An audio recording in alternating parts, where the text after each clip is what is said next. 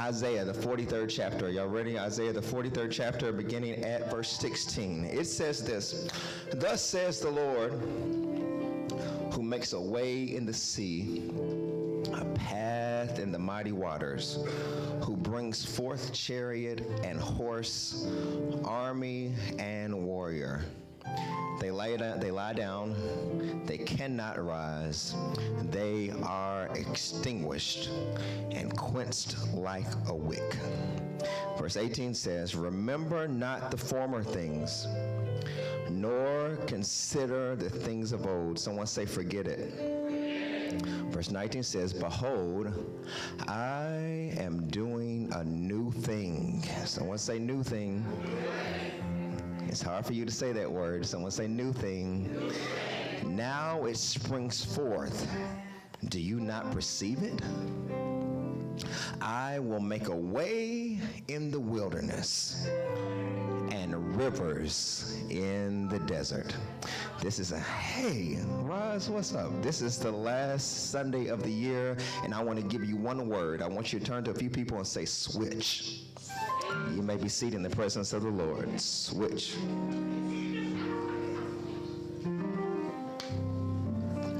Those of you who are streaming, share this with as many people as you can. We have a lot of great things that God is going to be doing. 2019, as far as our media is concerned, we're working on going on television and some other things. So we're grateful for your support that you have. All of our personal touch, those who had those, all those who got those new shirts on today, will y'all stand so everybody can see you again? And let's celebrate how great they look. Don't they look wonderful? It's beautiful. Y'all were probably wearing them while I was gone, but this is the first time I've seen them, so I think they look good. So say it again. Somebody holler out, switch. Say it one more time. Say switch, because I want to make sure you say those same words later on. This is the last Sunday of the year. Can't believe it, but it is. And many of you, like myself, have been reflecting on the year. And you have been asking yourself, did you set out to do, or did you accomplish everything that was on your list of goals? Did you do everything that you said you were going to do this year? And what I've realized that it is really a great time to reflect and a great time to start to look around at where you've been and where you are, and to start asking yourself some questions. And actually, it's good to even speak about what it took for you to get where you are right now. Or sometimes it's even good to ask, what kept me from getting where I intended to be?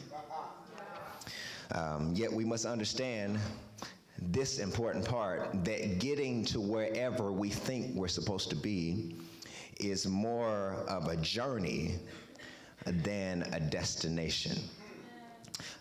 Many times we are guilty of making what we're discovering and what we're learning and what things we're understanding about ourselves an actual destination spot instead of a discovery spot.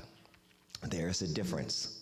Because destination, the word destination denotes that I've arrived at a certain location.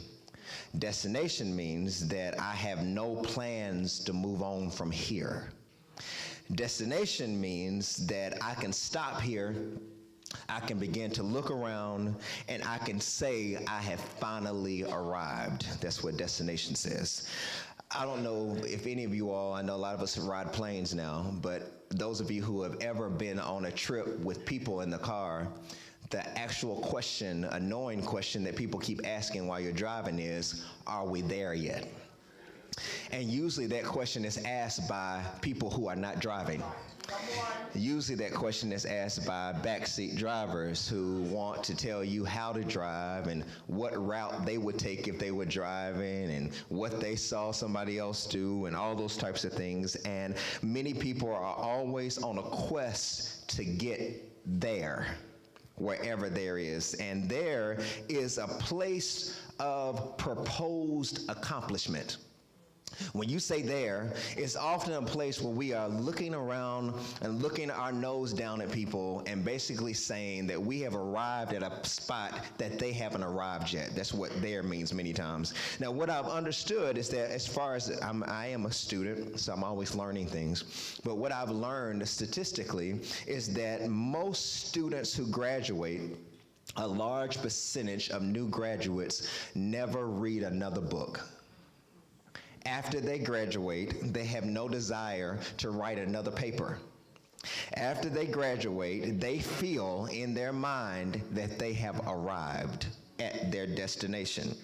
And those who feel like they have arrived, why go any further when they feel like they have reached their destination?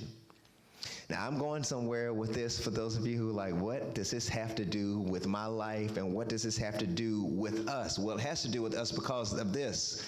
The beauty of the Christian experience is about continual growth. The beauty of the Christian experience is about all of us continuing to move forward, and we never really arrive at a certain destination. If you arrive at a certain destination, that's when we sing songs like, when it's all over, I'm going to put on my robe and tell the story how I made it over. You should be able to give yourself permission to say, I'm still learning, I'm still growing, I'm still a work in progress. And though we receive salvation, which represents the finished work of Jesus in our lives, we are supposed to be in a natural state and a progression of growth. Now, the interesting word here is natural. It's the operative word. And the reason I say natural is because natural means it's natural to keep growing. It's natural to keep learning. It's natural to continue in maturity and discipleship. But what is really unnatural is for you to stay stuck. It is unnatural for you to keep repeating the same seasons over and over again. It is unnatural for you to stay bitter.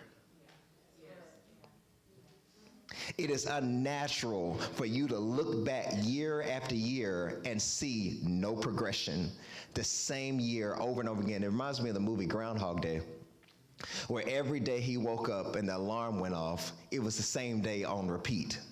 And I have to ask us a question as we end this year: how many 2018s do you plan to relive? How many 2005s? How many 1997s? How many 2016s do you plan to keep having on repeat? Celebrating a new year, but still operating as an old year. Still doing, it's unnatural for there to be no change. Look at someone, say it's unnatural. It is unnatural for us to be doing. That is what some people, and I do understand this, and I'm completely okay with this. That is why it's very difficult for religious people to progress, because we like our church to always be the same way. I remember many times in Mississippi, and not just Mississippi, but even in the traditional church, where people who had not been in church for 20 years could come back and they would still be singing the same songs they sang before. They would still be operating the same way. The same mean usher would still be at the door. Preacher was still saying the same thing, and at the end of the sermon still saying, he got up, did you know he got up? Say, yeah, same thing, no change, because people don't want God to change. We don't want anything as far as Christianity to change. We want new cars. We want new hair. You died, all that stuff because you don't want anybody to know you're graying. All those different things, we want to stay current, but our relationship is on repeat with God. It's always the same thing. You never change. And when we look at your growth, it is just if you look at a chart, it's just like this. It never evolves. It just stays like this. And we keep saying stuff like, I'm excited about the new year. Why? You're not changing. Why are you excited about the new year? You're not planning to pray. Why are you excited about the new year? You're not going to participate in the fast, even though we do it every year. So you have the same repeat demons attacking you because they know you're not changing. And what I've learned about sin and temptation is that the bartender never serves what you don't like.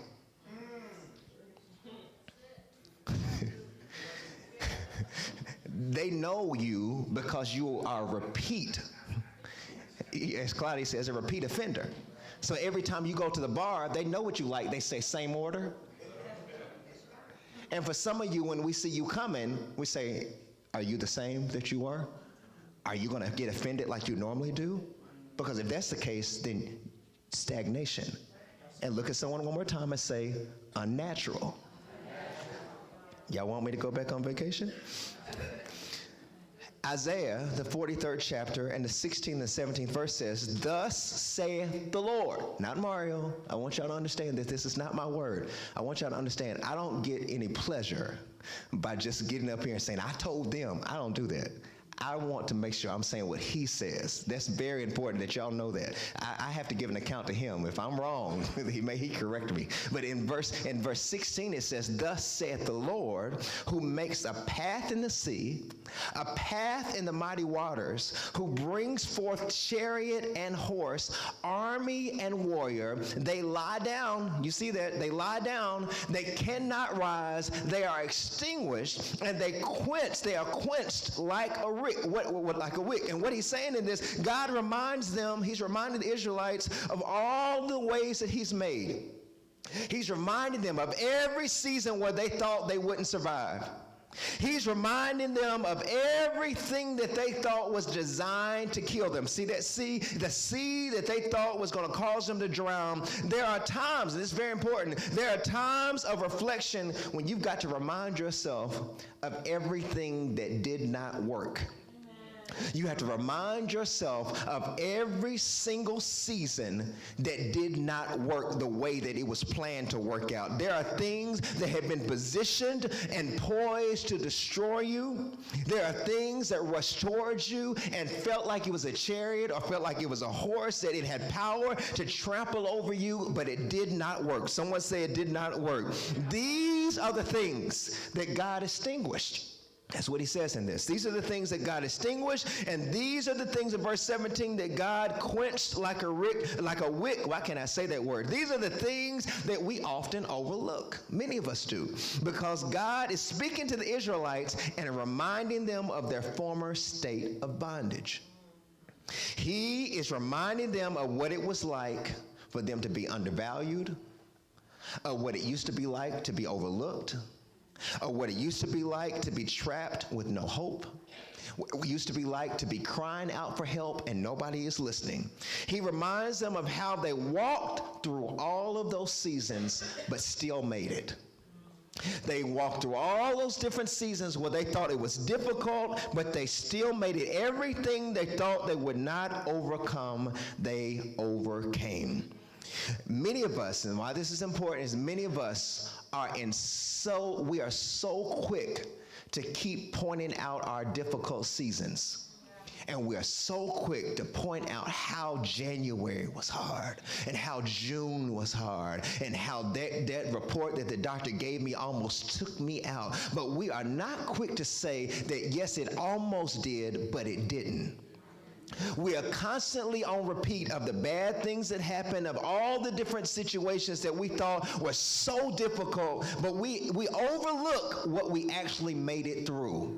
And I want you to take a moment just for 1 second and just give God praise for what happened anyway, how God moved in spite of it. There are many victories. Thank you, Damone. One standing ovation of just giving God praise. God, you did that. You did that. And you have to be able to start having a spirit of gratitude in your life where you're not always negative Nancy, always saying, yeah, it's hard, it's difficult. You have to start practicing a language of gratitude to say, yes, it has been difficult. Yes, it has been hard. However, I learned a whole lot of things during that season. God still got the glory. Give God praise one more time for all the wonderful things. In spite of the miserable things, there were a lot of wonderful things that you forget about, but there were a lot. Everybody wasn't nasty. Everybody wasn't bad in your life. Every season wasn't bad. Yeah, you unfollowed a few people on Facebook, but there were still some good friends that made it through the cut. They made it through the purge. Celebrate 5 friends. You might have started with 15, but celebrate the 5 that you got. Take them out to Applebee's and get them a happy hour. I don't know, but celebrate what you got left. Can we give God praise for what we got left? I might have started with a lot, but I still have some things left. And these are the type of victories that you have to be able to thank God for. These are the victories, and this hit me when God told me this. These are the type of victories that God did in spite of me.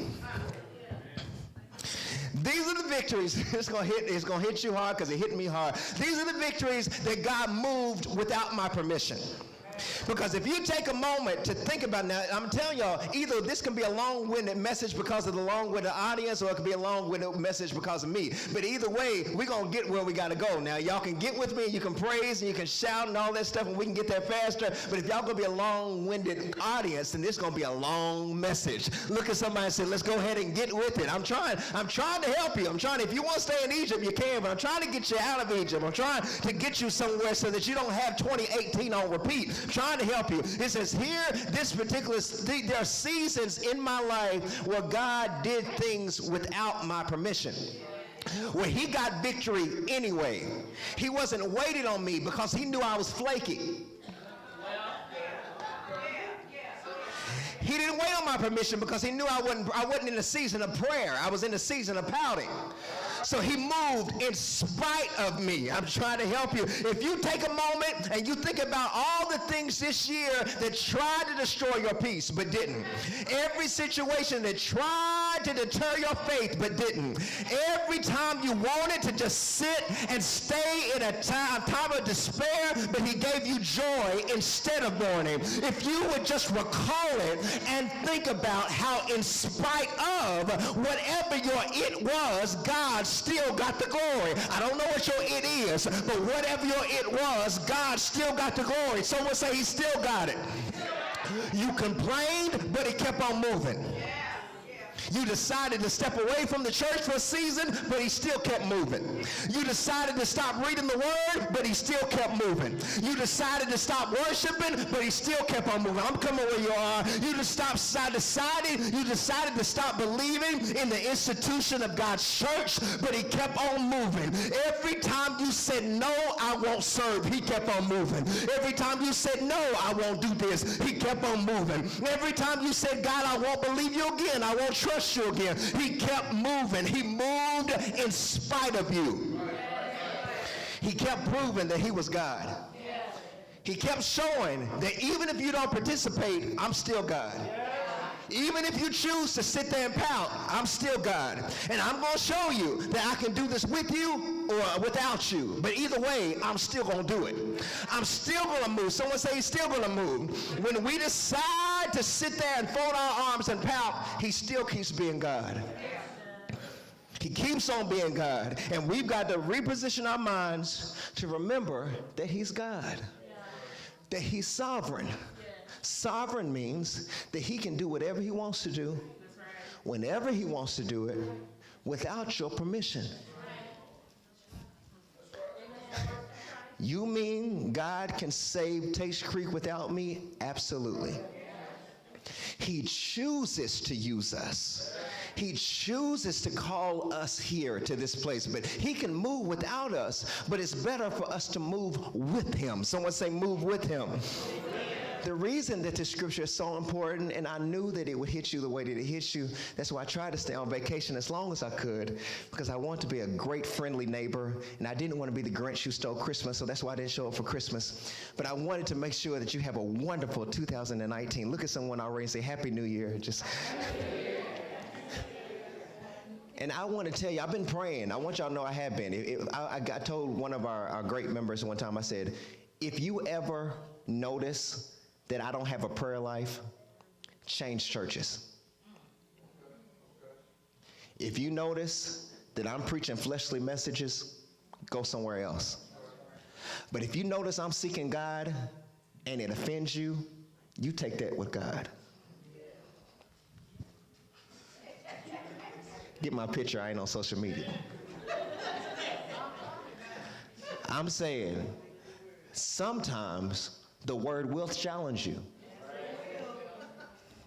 DeJuan, I just deliver the mail. I didn't write it.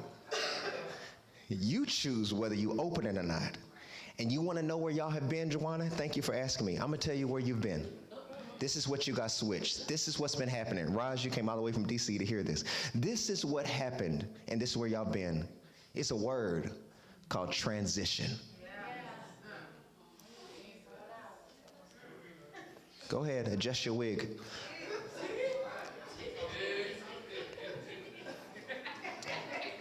Transition. It's a hard word. Transition, and this is, and I've been praying, Taylor. You told me to pray, so I decided to.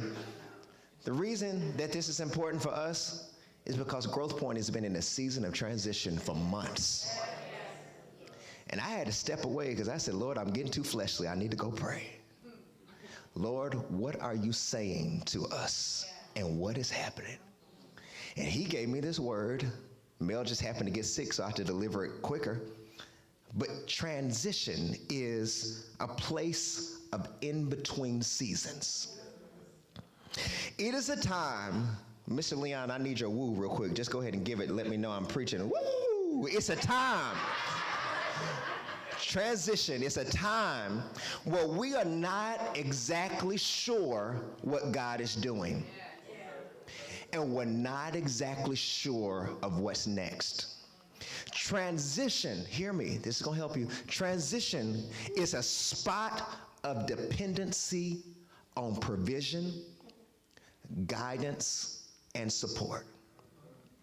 These Israelites, this is better to me than it is to you. These Israelites had come out of a time of abuse, slavery, manipulation, control, and now they're in the wilderness with nothing to eat but manna.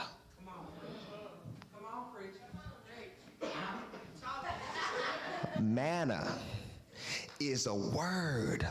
Hey, LaDonna, what's up, girl? How you doing? What's up? Manna is a word. It's a food that is defined as, hear this, what is it? Have you ever been in a season that you can't even describe it?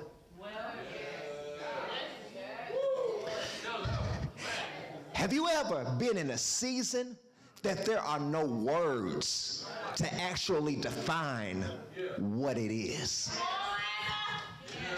Have you ever been in a relationship or in a friendship and you say it's not you, it's me, because I can't even tell you what I'm going through or what I'm thinking. I'm just in a what is it type of season. I can't explain it. I'm not trying to be rude. I ain't trying to be nasty. I'm just in a what is it exactly? Is anybody there? Because this is what he told me to preach. If it's the wrong message, I'll go home, drop the mic. But I feel like there's some people at Growth Point who are visitors or friends or live streaming that you've been in a season of what is it?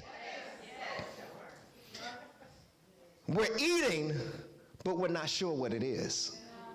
We've been provided for, but I'm not sure how I've been provided for. And I'm not even sure what was provided for me. Transition often feels like manna. It feels like I'm here, but I'm not sure what's going on. I'm not sure what's happening, but I'm alive. It's a place of learning. It's a place of discovery. Now this is the part. Manna is not a permanent spot. But it's a necessary spot. Woo. Manna is a discovery spot that's not permanent. It's not a destination spot. It's a spot, here's what Growth Point is. It's a spot where you go from being excited to now, I don't know what's going on. I was excited about serving. Now I have to talk myself into going. loved Pastor Mario's messages at one point. Now I'm just like, I guess.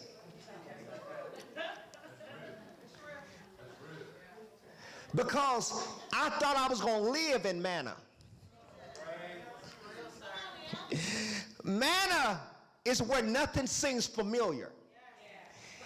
It's like a season. You want spiritual? It's a season of what exactly is the Holy Ghost? It's manna. What is living a spirit-filled life? Manna. What is actually growing from being childish to being spiritually mature? It's manna. What that means is I don't even understand it. It's different for me because I'm used to how it was, and now I'm not in bondage anymore. I'm not even in the promised land, but I'm in this, what is it, season. I knew church over here in First Baptist of such and such, and please know that ain't nothing wrong with that. Please know, I came out of it too. Yeah, praise the Lord. Ain't nothing wrong with it, but I go back to visit them and they ain't changed, so I'm used to that. But over here,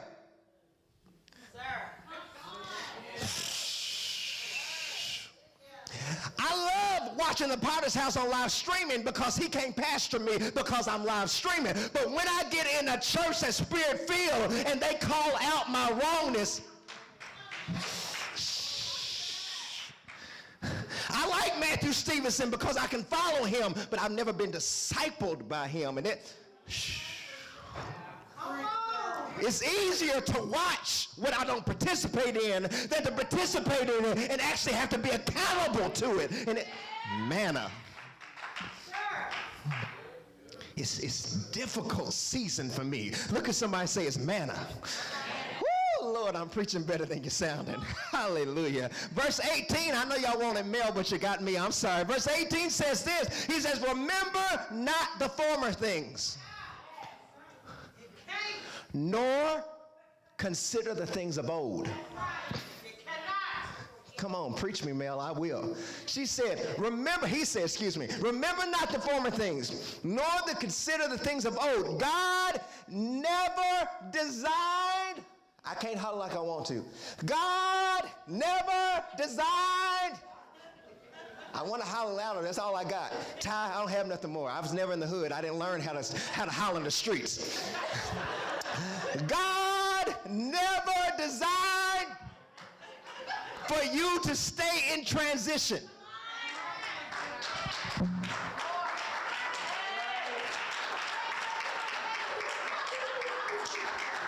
He never designed for you to live in transition. Many of us have been hanging out in manna season. We're constantly saying stuff like, I don't know how to do this.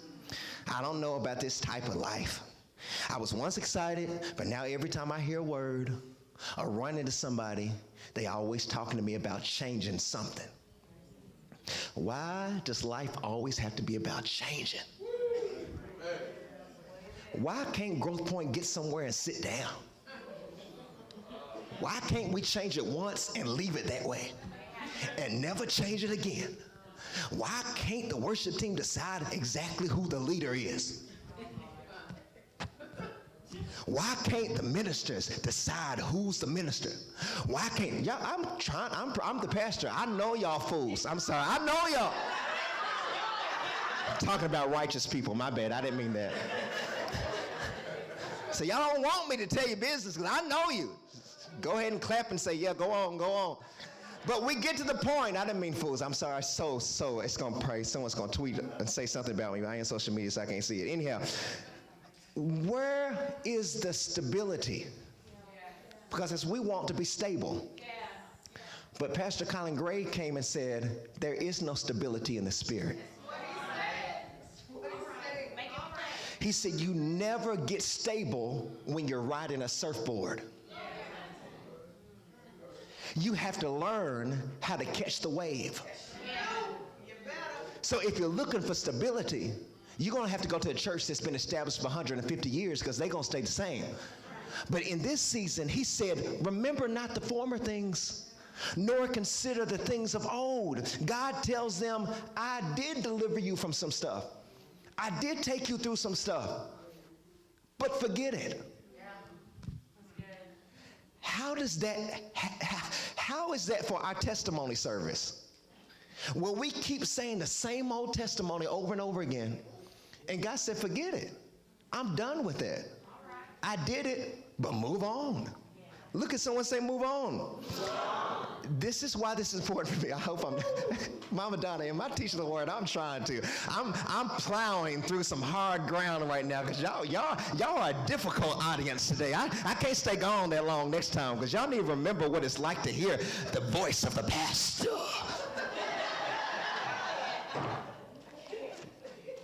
But this is what's important, because I've noticed as a leader, Mama Donna, Mama Doll, I've noticed that as a leader, there are seasons where a holy frustration comes on me.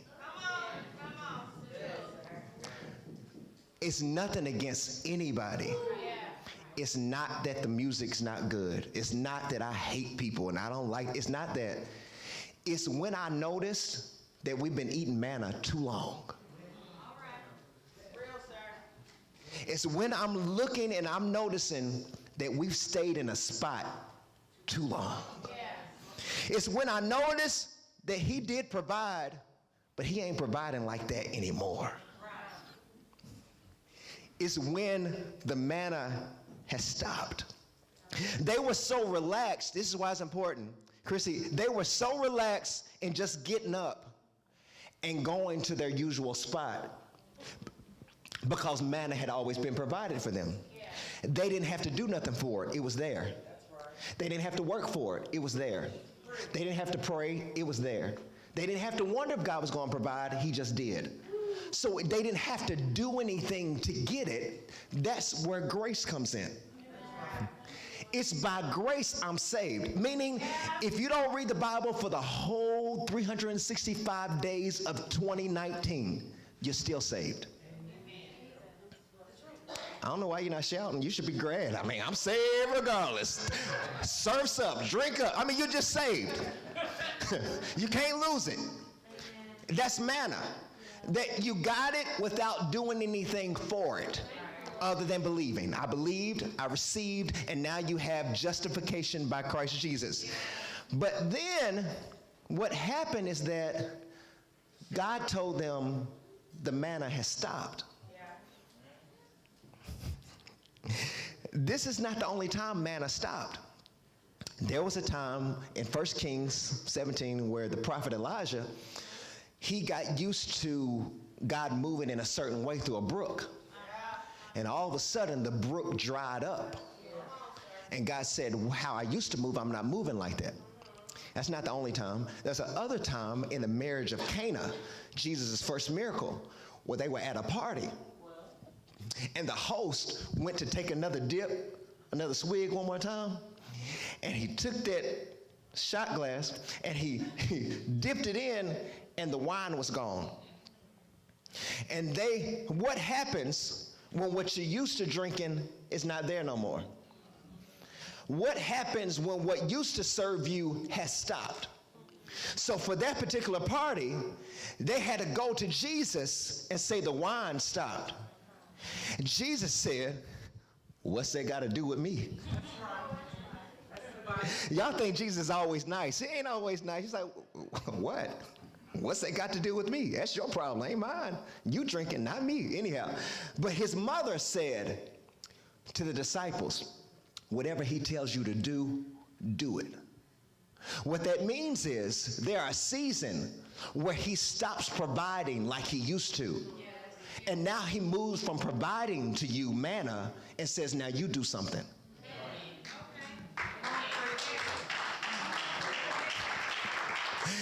That's when we move from transition to transformation. Someone say transformation. He said, forget it. Forget all that type of stuff. Now I'm moving to transformation. What is transformation? Verse 19 says, behold, I'm doing a new thing. Now it shall spring forth. Then he says, do you not perceive it? What that means is, do you not have any discernment? Can you not sense that the season has changed? Can you not even, because you've been sitting having conversations at your house, and your conversations have been more fleshly than spiritual. Can you not perceive that God's not providing manna anymore? And that he's actually moving us to transformation? Can you not see that? He said, I will still make a way in the wilderness. I'm still going to make rivers in the desert, but I'm doing something new. Did you hear the word I just said? Did you hear me say new? Say new. Say new. It's not the old thing. It's a new thing. It's not what was there. It's a new thing. Now, this is where it's going to get us. Many of us, including myself, Sister Bridget, many of us are guilty of dressing up an old thing and calling it new.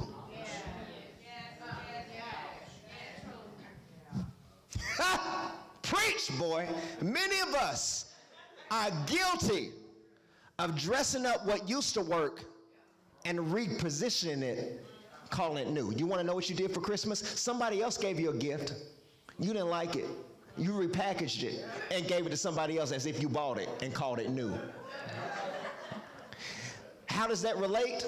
When my brother here was leading worship, I never met him before. I don't know him. Don't follow him on social media. He don't follow me. I don't know his mama. He don't know my mama. It don't matter. I don't know nothing about him. But I did notice that when he was worshiping and singing, we were too busy looking and not participating. Worship has nothing to do with who sings. It has everything to do with your heart. I don't care if Miss Piggy comes and leads worship. If I love God, I can look past the snout and say I love God anyway. The worship was a little nasally, but I still worshiped anyway. You have to look past the person and still see Jesus. Look at somebody and say, oink, oink. You've got to be able to see Jesus beyond the presentation of the person who's leading.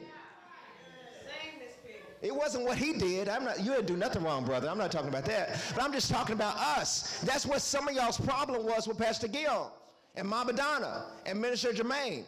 He ain't Pastor Mario. Praise God they weren't. You don't receive words from certain people and not from other people. Because if that's the case, where's Matthew, Mark, Luke, and John, Hosea, Nehemiah, Zephaniah, all that type of stuff? If you get to select what you like, then you only need one book of the Bible. You don't need the other writers.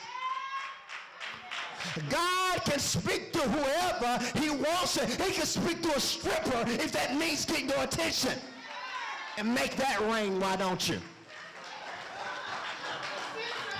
God can speak to anybody. Look at somebody and say he can speak to anybody. Stop making it hard on the deliverers. Receive the word regardless of who's delivering it.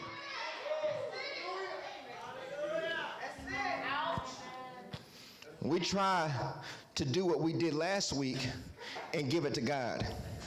We get to a certain transition spot, and instead of embracing new, which represents transformation, we go back into the hole of transition. Yes,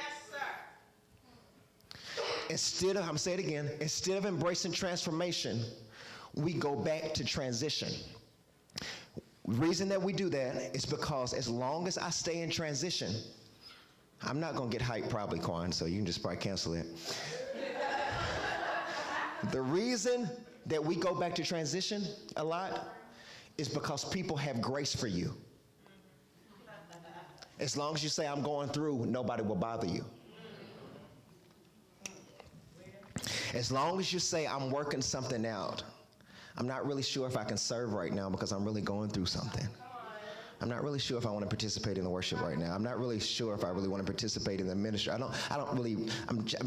would rather help out, but I really don't want to be a leader because, I'm really going through a whole lot of things in my life. Like, it's really difficult. It's really hard. I'm having a really difficult time right now. I see the church needs to help. I see the church really needs to move forward, but I'd rather not help. I'd rather not step forward. I'm taking a season of private reflection right now. I'm taking a season where, me and my boo, we just sitting around thinking about what our next step is going to be and exactly what we're going going to do? Because, I'm just really in transition, you know what I mean? It's just really been hard, really been difficult. Like, Pastor Mario, he really hurt my feelings, like in that series he did like 3 months ago. Not this one, but the 3 months ago one he did. Pull up on YouTube. You'll see it around minute 15 and 23 seconds. Like, he really said something that really bothered me, and I had to call my mama. And like, Mama, like, Pastor Mario's really preaching about me, and like, he's really saying things about me. And I don't think him and Lady Mel really like me anymore. So I'm not going to sing on the worship team right now. I'm not going to be a musician anymore. I'm not going to be a minister right now. I choose not to give my tithes and my offering because my feelings are really hurting. I'm just really in a season of transition. It's really personal. It's really personal. I mean, I don't want to be bothered. I don't want nobody to bother me. Nobody. I'm not praying. I'm not reading. I'm not fasting. I'm just transition. I still go to work because you do know I need a check. I do go to work because I don't want to miss my benefits. I do stay extra long hours because they do pay me overtime. But when it comes to God, I'm in transition. Because Growth Point ain't giving me no check for my voice. Growth Point ain't giving me no overtime for my service. They don't see what I done. So I'm just going to stay in transition. So when the church is struggling, we have conversations like, Mr. and Mrs. So-and-so are going through right now, so leave them alone because they're transitioning. Mrs. So-and-so and Sister So-and-so is, they're not serving right now, they're not giving right now because, they're just in transition, and it's okay because they're in manna right now. They're eating God's provision because, God does still forgive even when you're rebellious.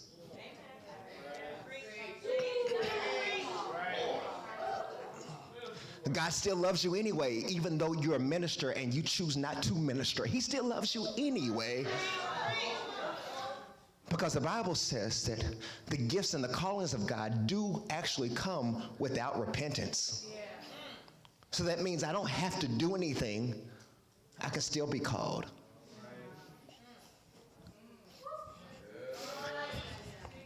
Y'all want me to go on vacation again?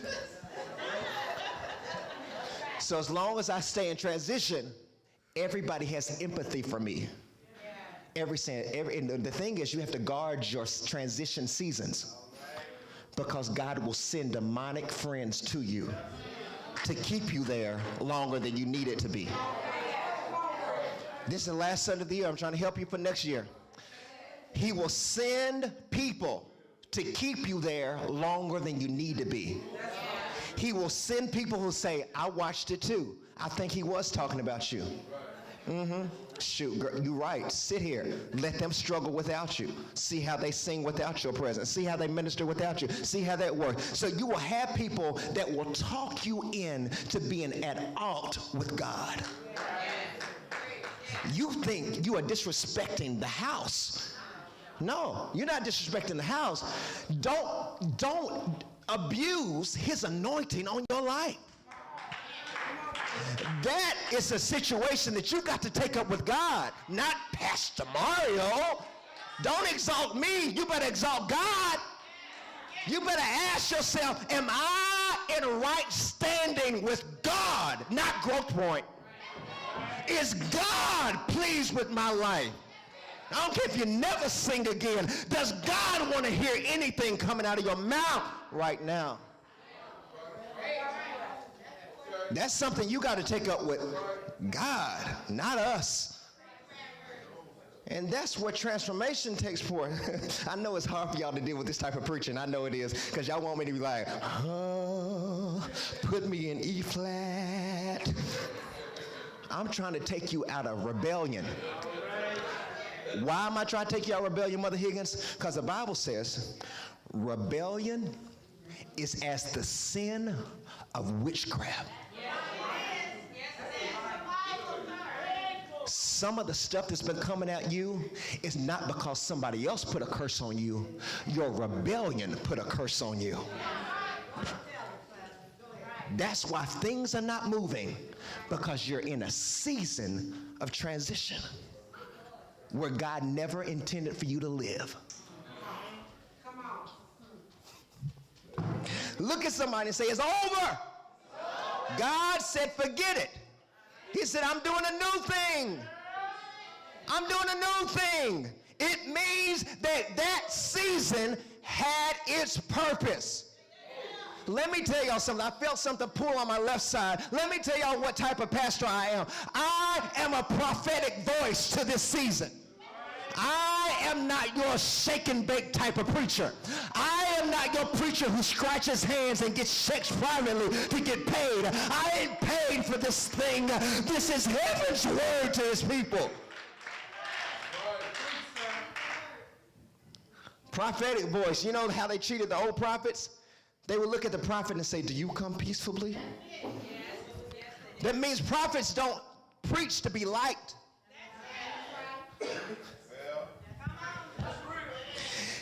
He said that season is over. I got 1 minute and 43 seconds. He said that season is over. It had its purpose, but it's over.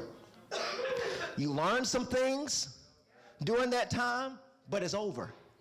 You had support during that time, but the manna is over.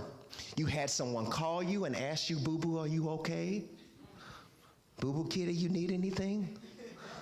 Lucius, how's your nub? You all right? You had all these things, people calling you. I'm sorry, my empire. Sorry, excuse me. You had all these people checking on you. Anoint me, Jesus, afresh. So you had all these people that were checking on you to make sure you were okay. But it's over. Someone say it's over. It's over.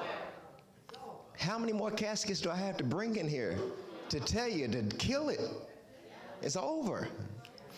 You have survived some things.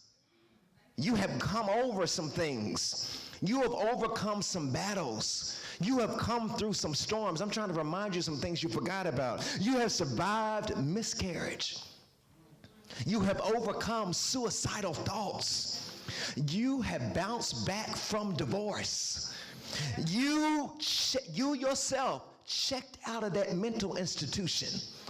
You walked out of the door where they could have strapped you and kept you, but you walked out of the door. You have walked out of the unemployment office and landed a job. Matter of fact, you have multiple jobs now. Matter of fact, you're working on a business plan to get yourself out of 2 jobs so that you can work for yourself. You have forgot about the things that you have overcome in your life. As a matter of fact, your child, our child, my child, Tori, has graduated from college now.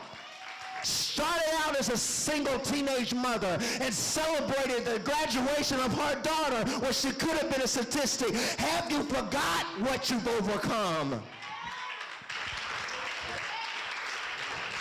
You're helping to raise somebody else's child now.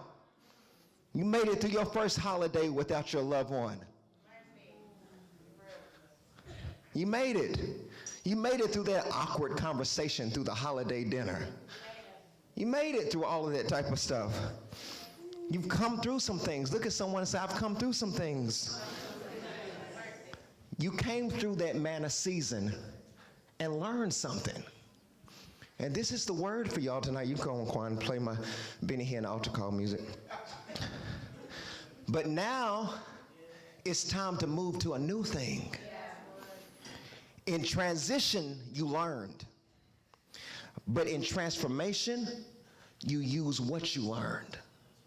That's right. In transition, you learn. But in transformation, you use what you've learned. Look at someone and say, use what you've learned.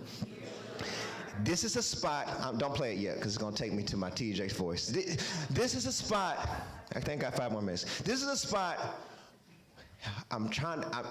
I wish I were a prophet that would just tell you a bunch of lies and tell you you're going to get a car, you're going to get a house and all that type of stuff, but it don't work like that. This is a spot where you actually reap what you sow. This is a season where if you don't put nothing in, you don't get nothing out. This is a season where you're going to have to learn how to be nice to people. It is a fruit of the Spirit, you know. To be kind, to be compassionate, to be forgiving. There's a story of this young teenager who was in an Indian tribe, and he saw these elders sitting around the fire, and they were laughing and they were talking, and they were whatever. And the young teenager came to the elders and he said, "Hey, I want to sit at the fire with y'all." And the chief elder looked at the teenager and said, "Everyone who sits at this table, everyone who sits around this fire has killed something." He said, "You go kill something, bring it back, and then we can have a conversation." He said, because you don't get to sit around the fire until you've killed something, and then you can talk about it. And I'm saying to you all in this season, what have you killed lately? What devil have you rebuked in the name of Jesus? When did you actually kill that lust spirit that was trying to take you out? When did you actually kill that addiction to pornography? When did you actually kill it? Because if you can't kill it, and if you haven't killed it, we cannot talk until you kill it. Yes. So good. He said, you don't get to sit around the fire and sing, "Kumbaya, my Lord, Kumbaya." You don't get to sing until you've killed something. And that's the difference between a singer and a worshiper. Singers, do, re, mi, fa, sol, la, ti, do, re, mi, fa, sol, la, ti, do. That's what singers do. Worshipers kill things. Worshipers are not always the greatest singers. When worshipers show up, they change atmospheres. When worshipers show up, they open up their mouth, and before they sing a song, they say, "Let me kill this devil in here real quick. Let me kill this demonic atmosphere real quick. Let me kill this traditional thing real quick. Then we can sing." Singers say, "Praise the Lord, everybody. Let's go ahead and let's sing our song together." But worshipers say, "I don't care if we don't ever sing. I want to make sure somebody gets delivered and set free by the power of Jesus' name." Look at somebody and say, "Kill that devil. Kill that devil." Don't you live another season letting things kill you. Don't you live another day letting things destroy you. Here it is that Roz is a survivor of sitting here having mental things, and somebody who was supposed to commit suicide. We have people that are here that are sitting here, Brother Leon and Brother Damone are people who overcame alcoholic substance. There are people that are here who have overcome certain things in their life. And I want to ask you, what have you killed lately? Don't lay hands on me until you kill something. Don't pray for me until you've killed something. Don't shout because you like to shout. Shout because you celebrate what you killed. Look at somebody and say, "What have you killed? What have you killed?"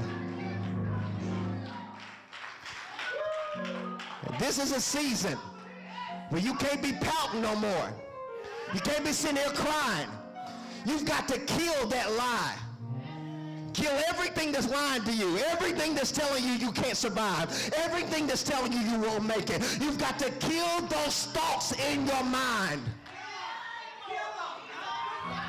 I'm after a devil right now. Things that keep lying to you that you keep believing. I'm not against you. You're against you. You are keeping yourself from growth, not me, not the church. You've got to kill the lies that you believe. This is a season where the manna has stopped, and let transformation begin.